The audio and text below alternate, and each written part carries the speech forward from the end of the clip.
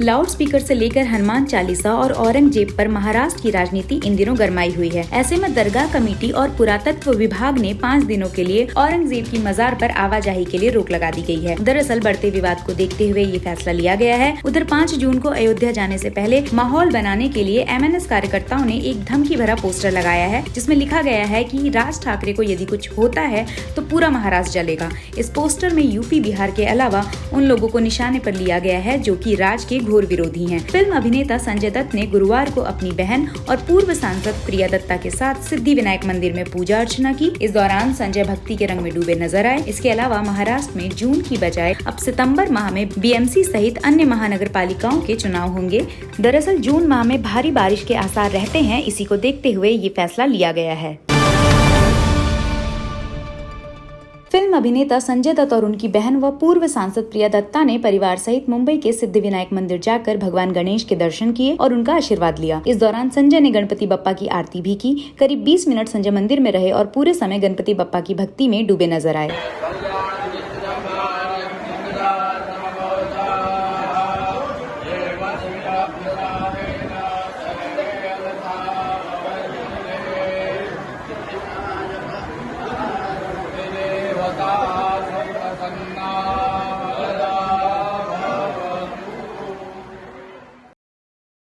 मुंबई के लालबाग क्षेत्र फिर से लोगों के बीच चर्चा का विषय बन गया है। पोस्टर में चेतावनी दी गई है कि अगर राज ठाकरे को कोई भी हानि पहुंची तो पूरा महाराष्ट्र जल उठेगा। इस पोस्टर को राज ठाकरे के अयोध्या दौरे के विरोध से जोड़कर देखा जा रहा है। ईडी ने पोर्नोग्राफी मामले में अभिनेत्री शिल्पा शेट्टी के पति व्यवसायी राज कुंद्रा के खिलाफ मनी लॉन्ड्रिंग एक्ट के तहत मामला दर्ज किया है। इस मामले में जल्द ही राज से पूछताछ होगी। दरअसल बीते साल जुलाई में राज कुंद्रा को गिरफ्तार करने से पहले मुंबई पुलिस ने फरवरी में इस मामले में 5 लोगों को गिरफ्तार किया था। आरोप था कि ये आरोपी पॉर्न फिल्में बनाते थे। शूटिंग के दौरान आरोपी अभिनेत्रियों से न्यूड सीन शूट करने के लिए भी दबाव बनाते थे। अगर कोई एक्ट्रेस मना करती थी तो कथित तौर पर उन्हें धमकी दी जाती थी। आरोप है कि इन न्यूड क्लिप को एक ऐप पर अपलोड किया जाता था। ये ऐप सब्सक्रिप्शन आधारित थे। सब्सक्राइबर्स को कंटेंट देखने के लिए निश्चित पैसे देने पड़ते थे। उधर महाराष्ट्र में बढ़ते विवाद के बीच औरंगाबाद में औरंगजेब की कब्र को 5 दिन के लिए बंद कर दिया गया है। राजनीति के चलते माहौल न बिगड़े, इसको देखते हुए पुरातत्व विभाग के आदेश के बाद दरगाह कमेटी ने ये रोक लगाई है। दरअसल महाराष्ट्र नव निर्माण सेना ने सवाल उठाया था कि जिस व्यक्ति ने क्रूरता की उस औरंगजेब की कब्र किस लिए चाहिए। कहा जा रहा है कि मनसे की चेतावनी के बाद 5 दिन के लिए कब्र पर आवाजाही रोक दी गई है। MIM के विधायक और नेता असुद्दीन ओवैसी के औरंगजेब की कब्र पर जाने के बाद महाराष्ट्र की सियासत गर्मा गई है। हाल ही में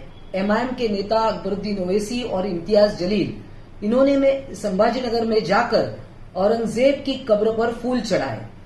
और तो MNS जो है भारतीय जनता पार्टी के नेताओं को लिख सकते हैं, प्रधानमंत्री जी को इस बात का वो आग्रह कर सकते हैं और प्रधानमंत्री जी सुप्रीम कोर्ट को कहकर ये जितनी भी सारी मुगल आक्रमणकारी जो राजा थे उनकी कब्र तोड़ने का आदेश दे। महाविकास आघाड़ी सरकार को दोष देने से कुछ नहीं होगा। ये सारा विषय जो है वो केंद्रीय पुरातत्व विभाग ही कर सकता है। महाराष्ट्र सरकार सितंबर के आखिरी सप्ताह BMC सहित 10 महानगर पालिकाओं के चुनाव करवाएगी। इसको लेकर जल्द ही राज्य सरकार तारीखों का ऐलान कर सकती है। कोर्ट के आदेश के बाद 15 महानगर पालिका में चुनाव होने हैं, जिनमें मुंबई, पुणे, ठाणे, उल्लासनगर, पिंपरी चिंचवाड़, सोलापुर, अकोला, अमरावती, नागपुर, नवी मुंबई, औरंगाबाद, वसई विरार, कल्याण, डोंबिवली और कोल्हापुर नगर पालिका शामिल है। चूँकि मुंबई समेत कोंकण क्षेत्र में मानसून के दौरान मूसलाधार बारिश होती है, ऐसे में चुनाव आयोग का कहना है कि ज्यादा बारिश में चुनाव करना मुमकिन नहीं है। इसी को देखते हुए सरकार सितंबर में ये चुनाव करवाने के मूड में है।